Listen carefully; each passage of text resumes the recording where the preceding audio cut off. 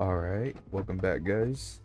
So, for like most of my life, people have assumed or just straight up accused me of being an IDF, Mossad agent or an Israeli asset, all because I enjoy watching my Philadelphia Eagles play every Sunday. Now, listen, the Eagles. Here, maybe I should give some context. Maybe I should give some context. I've loved the Eagles since I was like 6 years old. You know, I I'm still a very fairly young man.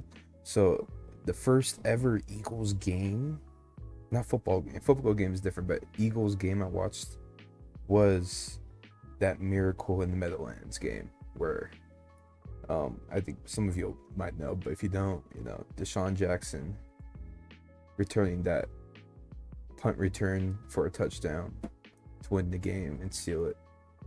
And also the general comeback of that game was immaculate.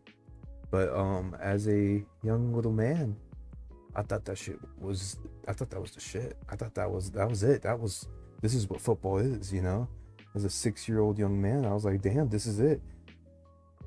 Knowing that that took place, I should say, after like my birthday, like a week after. So it was I had to become an Eagles fan at that point. And like you can say, at least people have told me, that I support or I am an Israeli asset because I'm not from Philly. That is true. I am not from Philadelphia or Pennsylvania at all.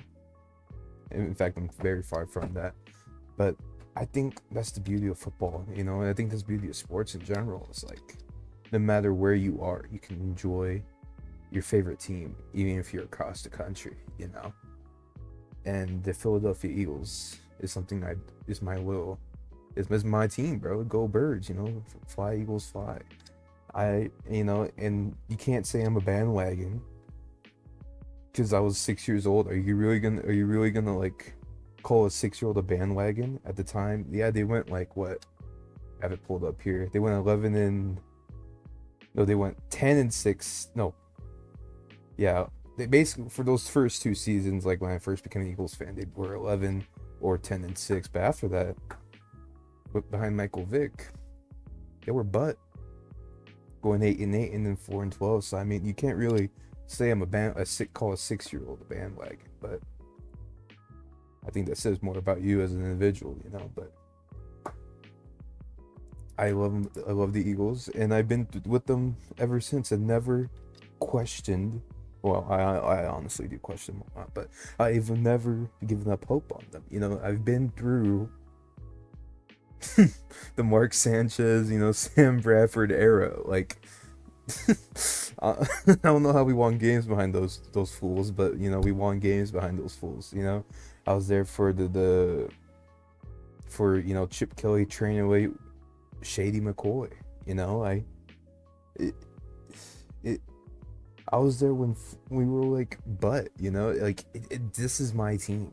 I will always love the Eagles till I die. Nothing can change that.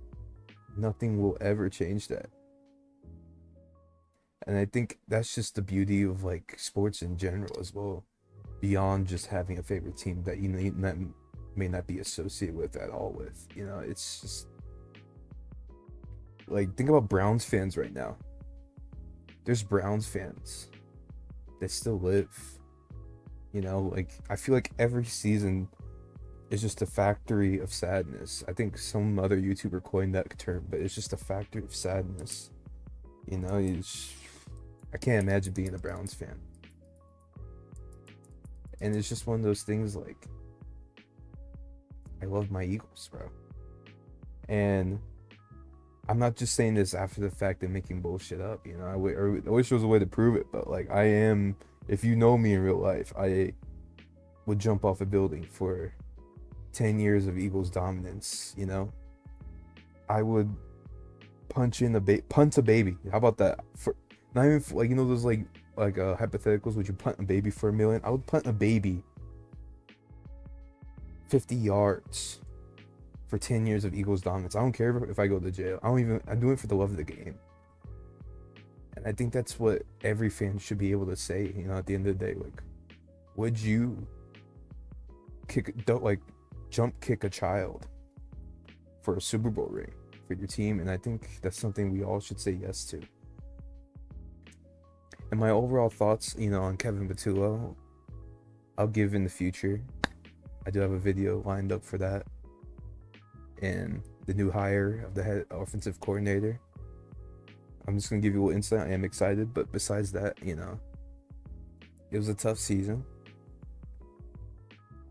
It was a tough season in general. Just watching, you know, especially the Wiggle AI memes, you know, and all the other shit. Like, I don't know if y'all seen those videos on TikTok where it's like, AJ Brown deep ball, Saquon up the middle, Saquon up the middle. You know, it's sadly so true. It's sadly so true about how that offense was ran, and it's sad. You know, it's just sad to see basically a repeat of like 2023 with that other, like, Kevin Patullo made, what's his name? I forgot his name already. That's how much I hated him too back then. Look like an absolute genius in 2023, you know. And I think in general, Jalen Hurts is him. He's top 10 quarterback for me, maybe even top 5. And y'all have to stop lying to yourselves about that. I think genuinely you all have to stop lying to yourselves. Like, who name 5 better players than Jalen Hurts, and I'll sit here 10 hours because you can't come up with them. I think in my delusional psychosis right now, I believe he is better than Patrick Mahomes.